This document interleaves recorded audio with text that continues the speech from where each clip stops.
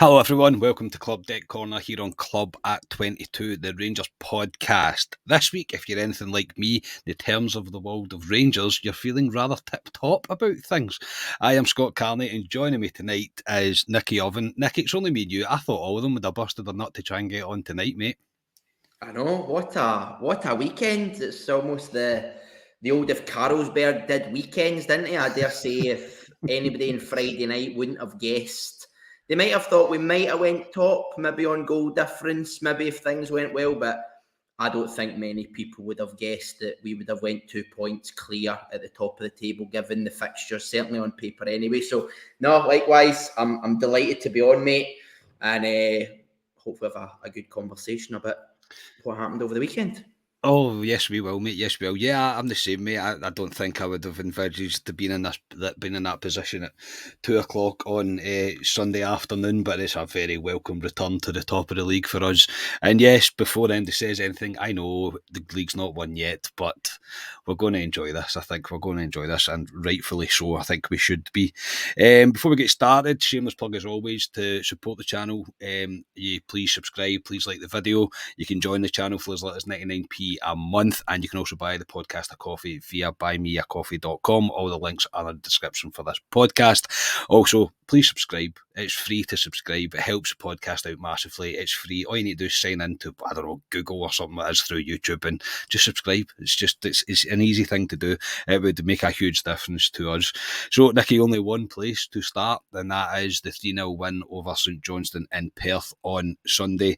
Now, obviously, we were rewarded the opportunity to go top outright, mate, due to Celtic dropping points at Parkhead against Kilmarnock. A late goal for Kilmarnock, seeing them draw one each. And there's no doubt, mate, that the game was a pressure game. This is a game that Rangers are going into a place that's hard to go to. The pitch was clearly a farm at best, but it was a pressure game. This was another game that you're looking at this team, and the old questions will be asked by a lot of us of how are they going to respond to this opportunity. And in my opinion, mate, just a kind of general overview before we go into things, I think Rangers had handled their business very well. Yeah, completely agree, mate. I think psychologically, first off, I think it's massive to officially go top of the table. But like what you've just said there, nothing's won yet. There is still a lot of football to be played. But given where we were, where we have been, I think firstly that the psychological boost that this should give to Clement and the squad is massive. I think I kind of get there was maybe a wee bit of frustration, wasn't there? You look at the Aberdeen game, the Ross County game, we had two opportunities to go top on goal difference, and there maybe was a wee bit of frustration there that we never managed to get an extra goal against Aberdeen, an extra goal or two against Aberdeen. We never managed to get the extra goal against Ross County, which would have taken us top on goal difference. But see, in reality, that extra goal against Ross County would have meant nothing come May, right? It would have meant absolutely nothing. I'm like you, Scott. I think you said this the other day. I don't think this will come down to goal difference. No. I think there'll be a clear winner, whether that's Rangers or Celtic. I think there will be a clear winner. And I think we spoke a lot, even at the Old Firm game as well, didn't we? At the end of December, sorry.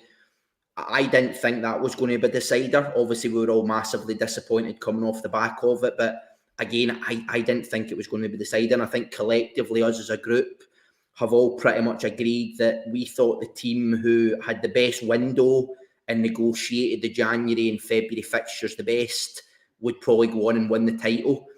And obviously, there's still some to go. There's an argument that maybe we could have got a 9, but they've not had a good window either. Certainly, if you hear the noise across the road, they are not happy with the business that they've done. We've been pretty flawless since that game, since that defeat. We've been pretty flawless. I think domestically, there's 9 wins out of 9. You include the Ayr Cup tie. We have been as relentless is probably the word. You go back to the 55 season, relentless. But yeah, I think focusing specifically on St Johnstone, we talk about hindsight every single week, don't we?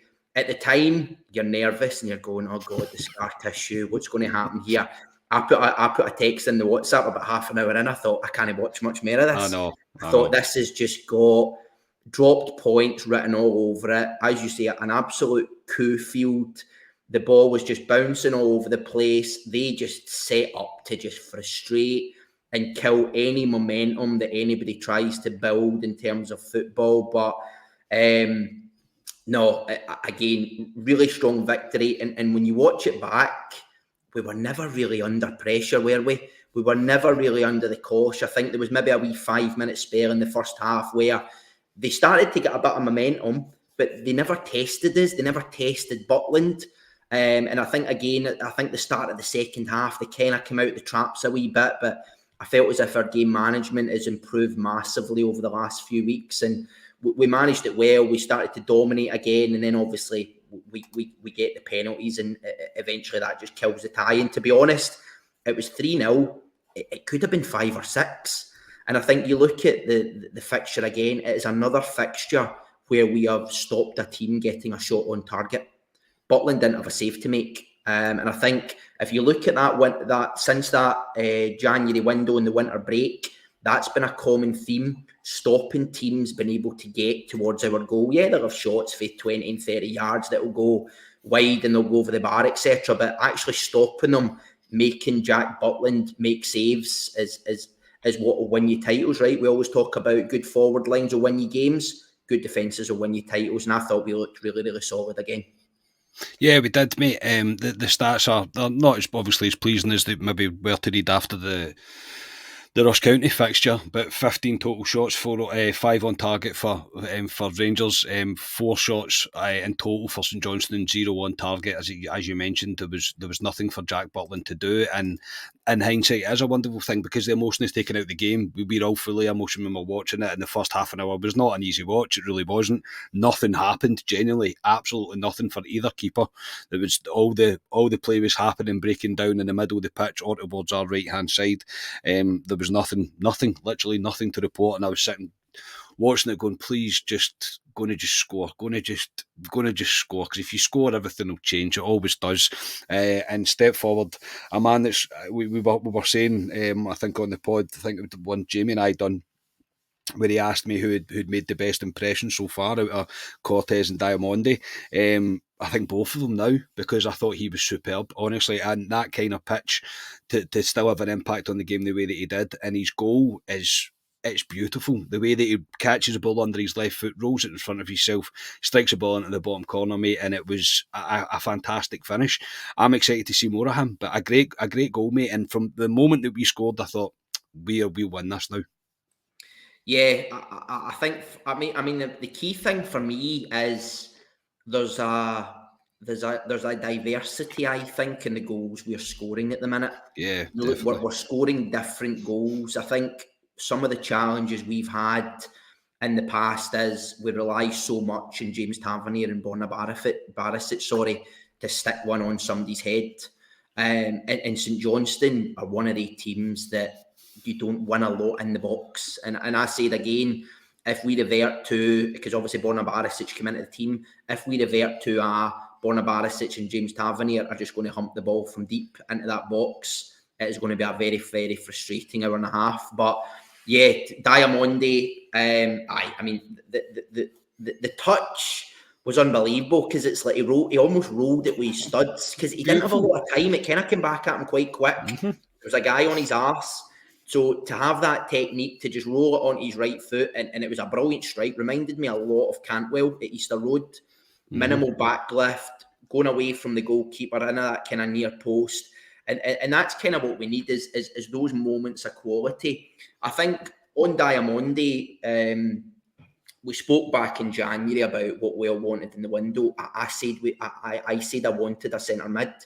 I think we needed some options in there. I think when you look at maybe Lundstrom and Sterling and kind of Raskin, they are quite similar, I think, in terms of the play. I think Lawrence has come out of the woodwork. He's been a revelation getting into that centre mid, because I always thought as him as a kind of 10 or maybe occupying one of the wing spots. So again, kudos to Clement. He's obviously seen something there. He's obviously pulled him in. He's been a revelation. But I mean, Diamondi, he's very, very promising. And we need to remember, he's nowhere near match fit. the guy hadn't kicked the ball since November, I think, the way the kind of Danish season works. So he'd done a bit of a kind of winter training camp. He is not match fit. And as you say, that is an absolute cowfield. So for him to put in such a brilliant performance on that, I am very, very excited to see what he can do when we get back to Ibrox. We got on better and bigger surfaces where he's got space. But he reminds me very much of Kamara. I think, again, the way he manipulates the ball, the way he's kind of pressure resistant, I think he will be better than Kamara. I'll just put that out there right away. I think he has got more to his game in terms of being able to go forward. We've seen that goal there. Kamara didn't really have that in his locker, right? Other than Leipzig, I can't really remember Kamara scoring for outside the box. But I think he scored against Dortmund, did he not? Outside the box. Kamara? I don't know. Was it not Sure Lundstrom? I'm sure Aribo laid that off to him. One of the Rangers geeks. I'm sure away the 4-2 game away. I'm sure he scored. Somebody will correct me, but I'm sure he might well have done. But I think the point is, I don't. Kamara was very, very good keeping the ball, pressure resistant, kind of making passes through lines. Diamonde looks a step above. I know he's come with a big fee. I think there's talk about £4.5 million. He looks a real find. He's young. I was quite surprised at how tall he is. See when you see him when he's celebrating goals, he's like 6 foot odd. And he looks strong as well for a guy who looks as though he weighs 6 or 7 stone. He doesn't get battered about much off the ball. So, no, really, really excited. I seen Raskin was in the B team today. So, we're getting to that point now where we've got lots and lots of options. And when you get to this, the business end of the season, as they call it, we're going to need those options to have people like Raskin, Lundstrom, Sterling, Lawrence, and Diamonde all fighting it out for those 2 or 3 spots in the middle of the park. But no, really, really, really promising early signs, and I'm looking forward to seeing more of them.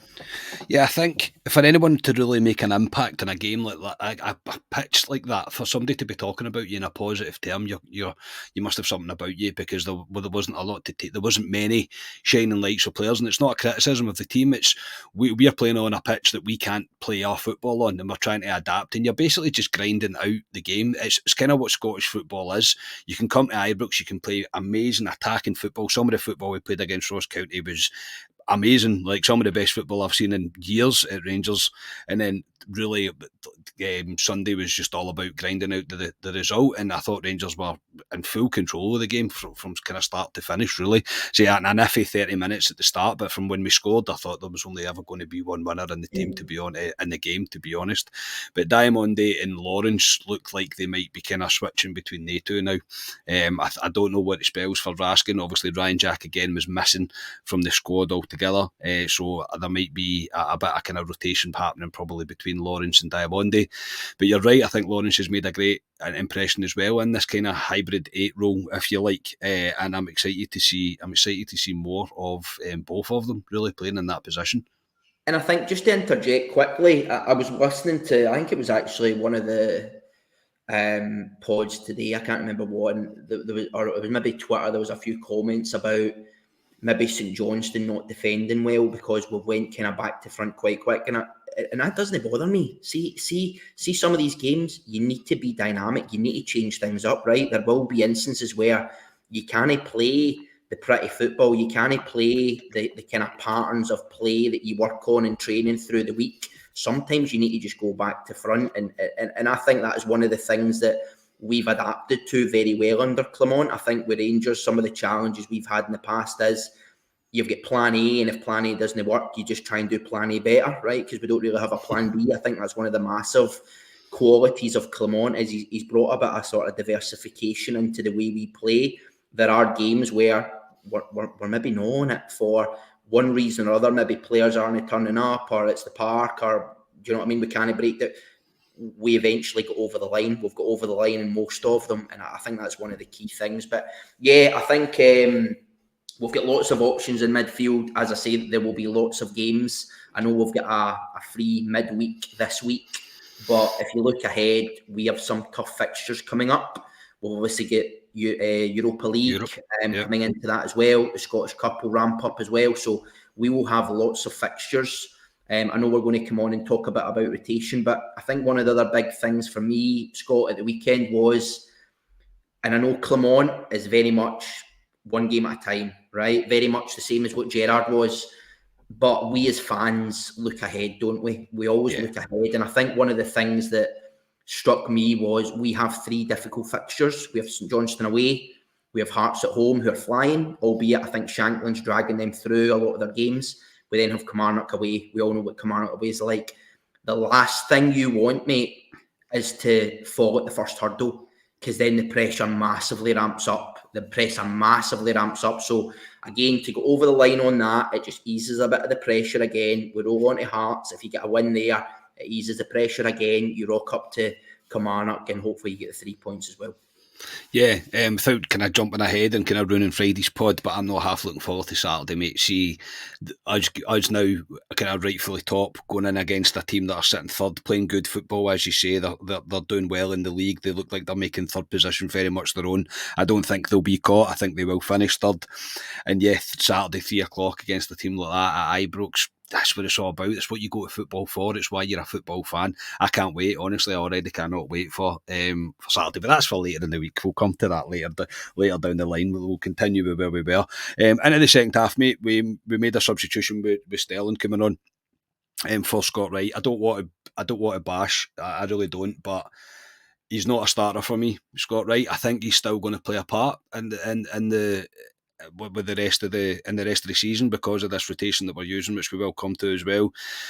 But your thoughts on Scott Wright? I just, on a pitch like that, is that really what you want in Scott Wright? And I think for me, you could just see why McCausland would get the start over him, because he very rarely makes an impact when he starts a match. That's what massively surprised me, Scott. Why we put him on a park? I mean, anybody who's watched Scott Wright knows that he plays better at Ibrox and at Hampden. Decent surface, right? It's maybe loose term of the decent surface phrase for Hampden, right? Yes. But bigger pitches where he's got a bit of space and he can go in behind and he can kind of do what he does well. He tends to perform. You think back, what was it, only a couple of weeks ago, he got a start against St Mirren. I think it was what was the score? Was it 1-0 or 2-1? Can't remember. I think it was 2-1. Was it? 2-1. Whatever the score was, it was a close game anyway. He was horrific in that game as well. Very similar conditions. It was the game where it was like 40 mile an hour winds. It was the Tide Park at Paisley, etc., etc. The experiment is kind of over for me with Scott Wright, and probably has been for a number of weeks now. You've got to remember, this was a guy that was on a plane to Turkey like 2 or 3 times in the summer because we were trying to get rid of him, and somehow he's still ended up here, right? But no, again, like you, I don't want to sit here and bash players. I know I do it with Bonabarisic occasionally, right? But I don't like bashing Rangers players. But the experiment, I think, is over. I think if you look at our kind of 4 or 5 players we have to occupy these positions now, we've now got Cortez who comes in, who looks great. Sima, everybody knows about. We've got McCausland, we've got Matondo. Wright is probably after all of them in the kind of order now. I think he's been quite lucky with the Sima injury, and obviously Matondo been out for the weekend as well, that he's maybe got a start. And maybe Clement is looking towards a couple of big games where he's going to need McCausland. He is still young. You don't want to burn him out. But yeah, I think I think Scott Wright's behind Sterling now because of how good he was. Well, yeah, you know what? Do you know what I mean? It's a brilliant point, mate. You're probably right, and I don't think Sterling was all that great at left wing against St Mirren. I don't think he was great. I thought he was quite good at right wing at the weekend there. Yeah, very good. But yeah, I mean, Sterling's one of these players, right? You see his kind of heat map. It's just ridiculous, right? He's just one of these. You can tell he's just good at every bloody sport, can't you? You can tell he's just like a tennis racket. He'd be bloody good at it. I just love right, give me a jersey, right, cool, where do you want me to play? Out there, cool, right, no bother, and he just goes and does it. Do you know what I mean? I think, he takes utility player to a whole different level, man, like a whole different level. He's played everywhere. He's the only place he's not played is up front yet, but I think with somebody like Sterling making an impact the way that he did, and look, the game probably suited Sterling a wee bit more. He's a bit gung ho, a bit kind of. He's very strong. He's just willing to kind of run. He doesn't want to run past players. He kind of wants to run through them almost. And yeah, I thought he made more of an impact than Scott Wright did in 20 seconds than Scott Wright did in the first 45 minutes. And I do feel harsh. Like Scott Wright. Ultimately, though, I think we've moved on from players of Scott Wright's ability, and it's I never ever criticise anybody for having a lack of ability or a lack of quality. Sometimes you just don't have it, and Scott Wright's probably a nice enough lad. He seems he probably trains very well. He's probably very good around the team, all that kind of stuff. But ultimately, he just isn't good enough for where we want to be. I don't think he's going to work under this kind of Clement philosophy that we're trying to build, and I don't see him having a long future. Anyway, let's stop being negative, mate. Let's go back to positives. I have to speak about James Tavernier. Now, I'm a James Tavernier fan, always have been. We've had conversations numerous times on the podcast, mate, where people are saying, oh, should he be stripped to the captaincy? Should he be dropped? Etc, etc. I will hold my hands up and say I have criticised Tav when I've had to, but I still stand by that the guy's stats are off the chain for a right back in our team, for any team for that matter. And I struggle to. I don't want to think about the thought of him not being there, because I think it's one of those ones that be careful what you wish for, because when he's gone, there's going to be a massive James Tavernier shaped hole in that team. I think I seen a stat on Twitter. I don't know if it was true. He's like 4 short or 3 goals short from being the highest scoring British defender ever. I mean, ever. The guy steps up. It's 1 pressure penalty in particular. The first one I think is a very much a pressure penalty, because we needed that second goal, because as soon as we scored the second, the game was effectively over. Everybody knew that, even St Johnstone knew that. But his goal after that, he puts it in the top bin, mate. The second penalty is an absolute peach, man. Honestly, what a penalty it is. And the guy continues to show up for this team. And we have to give him praise, because so many people were written him off because of the scar tissue, because of the loser mentality, or the serial loser, as everybody was calling him. But he's another guy that I think is just responding now to Clement. Out of the last 6 goals Rangers have scored, James Tavernier has been involved in 5 of them. The guy is ridiculous. Listen, I'll not hear a bad word said about James Tavernier ever again. The way he goes, I have had countless arguments and various WhatsApps about James Tavernier, because, like you, I'm a fanboy of James Tavernier. I think he's unbelievable. I think what's he got? 120 goals now. I think he's got for Rangers. I think he took John Gregg, if I'm not mistaken. I think he might have over the weekend. Similarly, I seen that stat about, I don't think he'll quite catch Ronald Koeman. I think he's got a stupid amount of goals, but he'll certainly be top 2 or 3, I think. But I also seen something else. It was something like, since James Tavernier has come to Rangers, and again, I don't know how true this is, or so I'd maybe take it with a pinch of salt, but since he's came, we had scored like 1,000 goals, and he had been involved in almost 250 of them. So you're literally talking 1 in 4 goals, right? Your right back is involved in, whether he's scoring it or setting it up. So he is unbelievable. And like you, I have criticised James Tavernier, and I think it's very similar to the criticism that you hear of people like Cantwell, etc. We know how good James Tavernier can be. You think about the Euro run, the 55 season when he won Player of the Year, the goals he scores in big games. I think about the Old Firms. He must have scored 5 or 6 goals in Old Firms now. I mean, there's Old Firms there where we could have been gubbed 3-0 and he's pulled us back in at 3-2 or 2-1 or whatever. So, and I think that's why he gets a bit of criticism. And I think he did drop off, in my opinion. I think towards last season, I don't think he was great. I think the start of this season under Beale, I don't know what it was. I just thought he looked as if he was towing a bit of a caravan. I just thought he looked slower. You were beginning to question yourself, saying, what age is he now? He's 31, maybe 32. Is he just slowing down? Is he unable to get up and down the line? But again, when we spoke about Clement coming in and the man and management and the improvement in individuals, Tavernier must be top 3 in terms of people who have improved, right?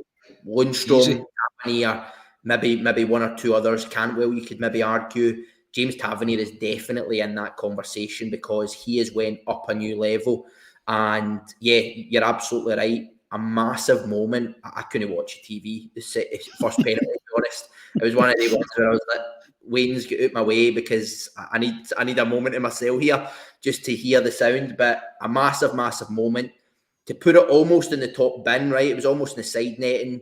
The St Johnstone keeper went the right way, nowhere near it. And then likewise, the second penalty, some of the pressure is off, but to stick it right in the top bin again is just ridiculous. His technique at penalties is brilliant. But yeah, I think he has been superb lately.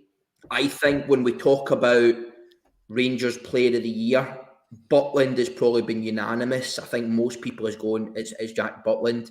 John Lundstrom and James Tavernier are definitely in that conversation now, because I think what they've been doing over the last 3-4 months now is nothing short of remarkable. And I think they are a massive point in us closing the gap in some of the results and performances that we've seen. Yeah, I would agree, mate. I think Tavernier's definitely in for a shout for Player of the Year. I think Lundstrom, if he continues the way he is, he will have to be in the discussion. Everybody's favourite is Jack Butland, though, isn't it? Everybody's very much is the favourite. It's because he's got a really good song as well. I mean, I'm not the biggest fan of Tavernier's song, but I love Butland's song. I think Butland's song is absolutely superb. I really, really do. But no, look, it was a thoroughly professional job, I thought, by Rangers to go there. And if somebody would have offered me 3-0 before the game, I would have put their hand off for it. And also, I mean, the two penalties that were had to go to VAR, the second one I can understand because it's a bit quicker. The first one, referee's a laugh, man. He's just having a laugh there. He's bottled it and he's not gave the penalty. I'm not going to spend too much time on it because we know what to expect. But yeah, just ridiculous decisions. But Dessers again, 3 chances, and one, the one that hit the bar was a bit unlucky. 2 are the ones that he was straight through on goal. Just too much time to think about it. Should have done better. We should have been out of sight, but I don't want to be too negative because the 3 points and the 3 goals was really all that mattered. Another clean sheet, 2 penalties to upset them, even though they've still got more penalties than we have this season. But you wouldn't think so. You wouldn't think so. I think they're 12 and we're 11. So I mean, work that one out. Yeah, Mason refs, all the usual stuff. But it's brilliant, and it's all slowly coming to us. I feel, mate, because I feel like we're on the upward trend, the upward curve, whereas I feel like they're not, and I feel like they're dipping, and I feel like they're going to maybe struggle. Again, maybe I'm looking at it through blue tinted glasses, but I think they're maybe going to struggle to pull themselves back out this rut that they are, because the fans are not happy about it, and we're all absolutely delighted about it, and we're absolutely delighted about how Rangers are performing. Just before we kind of discuss what the win means, I suppose the squad rotation thing that we're seeing from Clement. Okay, I can understand it to a certain extent, mate. I do. I think Scott Wright was a step too far. I didn't really see the need to bring Borna Barisic back in. I don't understand why we have to do that. I think Ridvan's probably fit enough to be able to play through. He's a young lad, I'd imagine, unless they're all monitoring wee knocks and stuff like that, and that's what it's like. But the squad rotation, it's working overall. It is. I think he's not changing for change's sake, but I did feel like Barisic and Wright was getting close to that changing for changing's sake, if that makes sense. Everything else I can understand, the kind of rotation within the middle of the park, nursing Lawrence as well to make sure he doesn't get injured. What's your take on it? It's going to be important because we've got a lot of games coming up, but sometimes I just wish you would stick with the players that we are seeing the most out of. Rotation's a hard one because it depends what happens. You know what would have happened here if we drop points to St Mirren, everybody would turn their hair out going, why are we playing Borna Barisic and Scott Wright?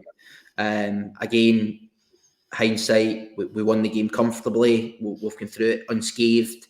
Yilmaz did come on the park, which would suggest he probably doesn't have a knock. It is probably solely down to rotation.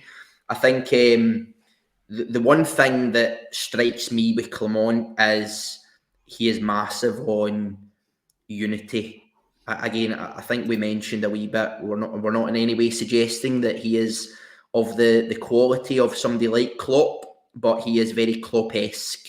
I think the way he brings everybody together, and I think you and I exchanged a text the other day actually about Beale, didn't we? And there was the infamous handshake where he completely snubbed the guy. Right, it just looks horrific on TV. Well, I think Clement's also. Yeah, I think Clement's also, though, he wants everybody to feel a part of it to an extent as well. Not in a disrespectful way to players that maybe aren't up to what we think the standard is, but I think he feels like it's important for everybody in that squad, everybody that's in the starting squad, the first team squad feels a part of it. To that extent, I can completely understand it.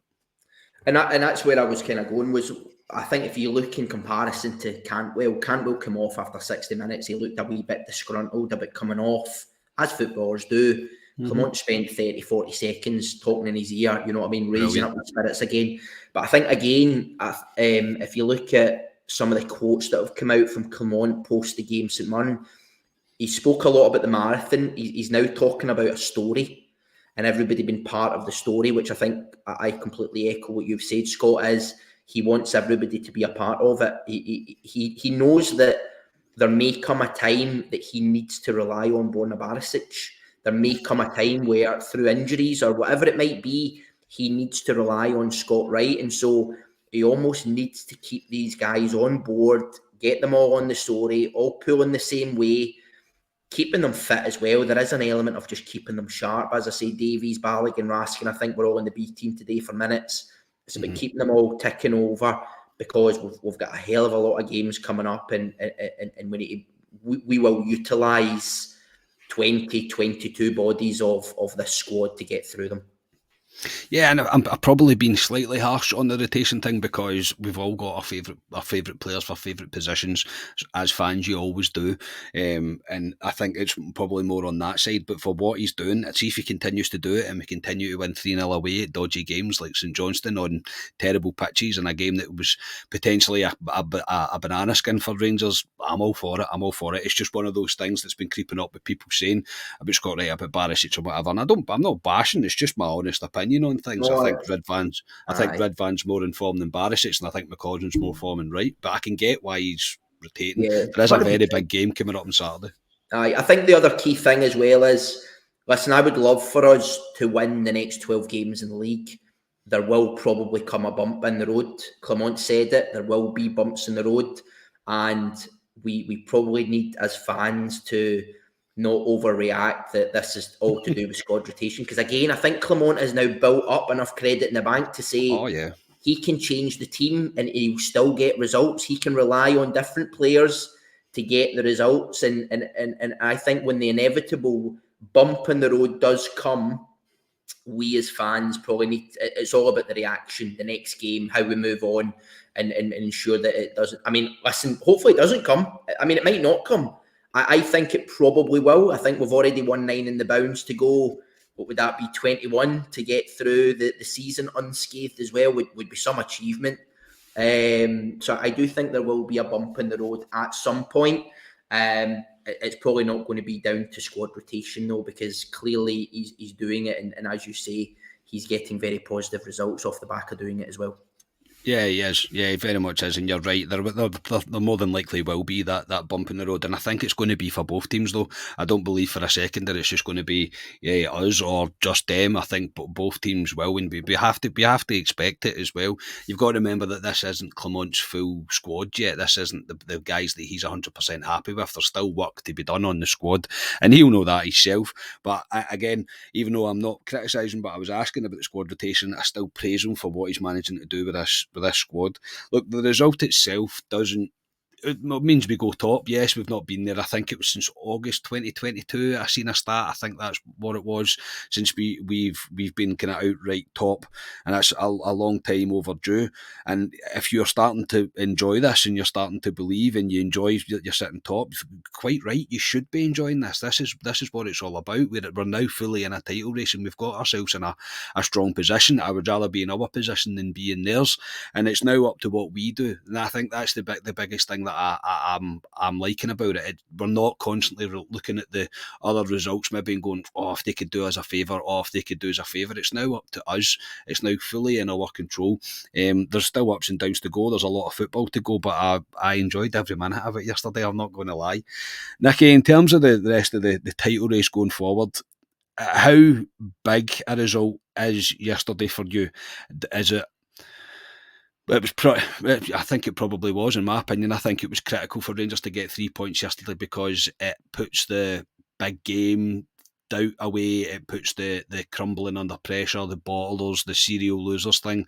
That can all get slightly moved to the back burner until you say the inevitable bump in the road happens and Rangers Twitter flings it all back up in our faces. But until then, right now, I'm like, I am struggling to find any criticism with the team and what Clement's trying to do here. We've got ourselves into a position that I'd never thought we would get into this. I thought, mate, I wrote the league off after the first Old Firm game, pretty much. I was like, we're not winning this league, that's not going to happen. But the change that Clement has made is just unbelievable. But in terms of yesterday, mate, how important was it for Rangers to make a bit of a statement in terms of clean sheet, 3 goals, 3 points, we're now top? Massive. As I say, I think it was a different type of pressure, that game. I think largely our pressure games have all been about closing the gap. Can we make it 7, down to 5, down to 3, down to 2, whatever it was. This was probably the goal difference ones aside, right? This was the first time, I think it's about 18 months is what I had read, where we could officially go top of the table again. So it's massive. Yeah, I think that there will be bumps in the road. I think for us, Clement seems to have that kind of knack of just keeping everybody grounded. I know us as fans are getting a wee bit excited, but he tends to have that evidence that he's shown of keeping the squad and him and his backroom team grounded on the task ahead. He knows it's not won yet. There is a lot of football to be played. But I think in terms of the importance, I think with almost every season, Scott, you can look at certain weekends and go, that was a pivotal point in this title race. I think if you think back to the 55 season, there was a Motherwell result where they were beating us to about the 70 odd minute. I think we dropped points the week before, and at that we ended up winning at 3-1. I think we get late goals from Roof and E10, and that was the point. Said the Ted, mate. That was a pivotal weekend, I think, where we thought, you know what, we might have just got over the line by then. On the flip side, I think in Postecoglou's first season, when we were on the receiving end of it, there was a weekend again where I think we conceded a very late goal to Ross County to draw 3 each. They scored a very late goal to win wherever they were. And that was the kind of turning point. I think this is one of those weekends where it could be the turning point. Everybody on paper was looking at that going, Celtic will win that. Rangers, there's every chance they drop points. We've not got a brilliant record up there.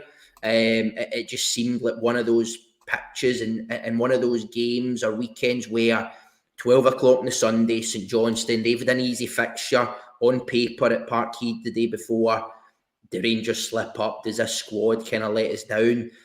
And you look at it Monday, looking back in your rear window, and you go, Christ, that could be one of those weekends where it sounds toxic over there at the minute. It does sound toxic. You look at some of the clips at the end of the game, the boos shouting at Lawwell and Rodgers and everything else. It does look toxic. And I think when you start to break down those relationships between the manager and the players, it can be very hard to buck yourself back into a winning trend. We are on the upward trajectory. I think the key thing for us at the minute is we are battering teams, absolutely battering teams. Aberdeen we battered, albeit wasn't a massive scoreline. We battered them. Ross County 3-1. We absolutely battered them, and even St Johnstone as well. They never really laid a glove on us. Yeah. And I think when you look ahead, you talk about successful Rangers and Celtic teams. Sometimes they've got the game on in the tunnel before you've even walked out. Because the opposition just go, they're going to give us a doing here, right? 45 shots on goal they had last weekend. I mean, I would put the fear in you, right? I would put the fear in you. And I think that's what we need to just keep doing. We've got a lot of games to go. If we can go out, I know we don't want to look ahead, but if we can go out and batter Hearts, you look at the form they're on, I think over 10 games, they're the most informed team in the league at the minute. If we can go out and batter them again, it just again, teams start looking and going, Christ, they're on some run of form. They're going to take some beating, and you almost start beating these teams in the dressing room before you've even come out on the park. And that's what I think we need to do. I think you're right, mate. I think nobody wants to play us right now. I don't think any team in the league really want to play us. I think that nobody fancies it, and it's been a long time since that's happened as well. A long time before, without people thinking, "Oh, we could go to Ibrox and we could nick something here, we could do something here." The way that we're kind of turning the screw with things, and Clement's pushing the players even further. It's all coming to us. It really is all coming to us.